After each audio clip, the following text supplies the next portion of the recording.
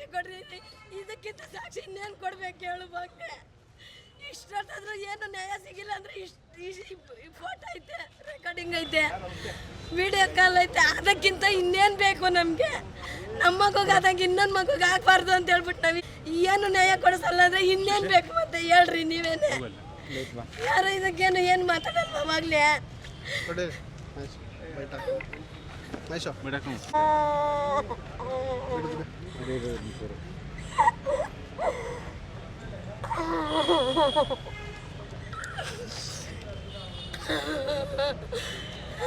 ಸಾಕ್ಷಿ ಕೊಡು ಅಂದ್ರೆ ಇವೆಲ್ಲ ಸಾಕ್ಷಿ ಕೊಟ್ರೆ ಇನ್ನೇನು ಸಾಕ್ಷಿ ಕೊಡ್ಬೇಕು ಸರ್? ಹೋಗ್ಲಿ, ಇಂಥ ಬಡವರು ಬಗ್ಗರಿಗೆ ಯಾರು ನ್ಯಾಯ ಕೊಡ್ಸಲ್ವ? ಅವಾಗ ಏನು ನ್ಯಾಯ ಕೊಡ್ಸಲ್ಲ ಅಂದ್ರೆ ಇನ್ನೇನು? ಬೆಳಗ್ಗೆ ನೆನ್ನೆ 12 ಗಂಟೆಗೆ ಎತ್ಕೊಂಡ್ಬಂದಿರೋದು, ರಾತ್ರಿ 12 ಗಂಟೆಗೆ. ಯಾರನ್ನ ಕೇಳ್ಕೊಂಡ್ರು ಇಷ್ಟೇ, ಇಲ್ಲಿ ಮಾತಾಡೋಣ ಅಲ್ಲಿ ಮಾತಾಡೋಣ, ಅಲ್ಲಿಗೆ ಬಂದ್ರೆ ಇಲ್ಲ ನ್ಯಾಯ ಕೊಡ್ಸಲ್ಲ ಮಾತ್ರ ಒಬ್ಬರು ಇಲ್ಲ. ದಯವಿಟ್ಟು ನಿಮ್ಗೆಲ್ಲರಿಗೂ ಕೇಳ್ಕೊತೀನಿ, ನನ್ನ ಮಗನಿಗಾಗಿರೋ ಅನ್ಯಾಯ ಯಾರಿಗೂ ಆಗಬಾರ್ದು. ನನ್ನ ಮಗನಿಗೆ ನ್ಯಾಯ ಕೊಡಿಸ್ಬೇಡ್ರಿ. ನೀವು ಬನ್ನಿ,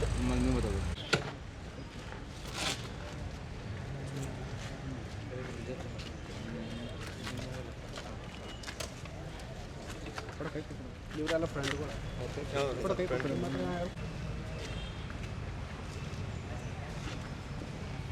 ನಿಮ್ಗೆ ಇನ್ನೊಬ್ಬರೇ ನಮ್ಮ ಮಗ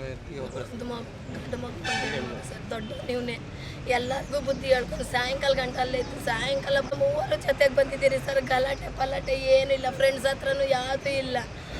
ಸೋಮವಾರ ನೈಟು ಅವನ ಬರ್ತ್ಡೇ ಇತ್ತು, ಎಲ್ಲರೂ ಬಂದು ಕೇಕ್ ಕಟ್ ಮಾಡಿಸ್ಬಿಟ್ಟು ಎಲ್ಲ ಊಟ ಮಾಡ್ಕೊಂಡು ಹೋಗಿದ್ದಾರೆ ಸರ್. ಏನು ಗಲಾಟೆ ಏನೂ ಇಲ್ಲ ಸರ್. ಯಾರನ್ನಾದ್ರೂ ಕೇಳ್ಕೊಬೋದು ಸರ್ ಬೇಕು ಅಂದರೆ. 22 ವರ್ಷ ಸರ್. ಸೋಮವಾರಕ್ಕೆ ಏನು ಕೆಲಸನೂ ಇಲ್ಲ ಸರ್.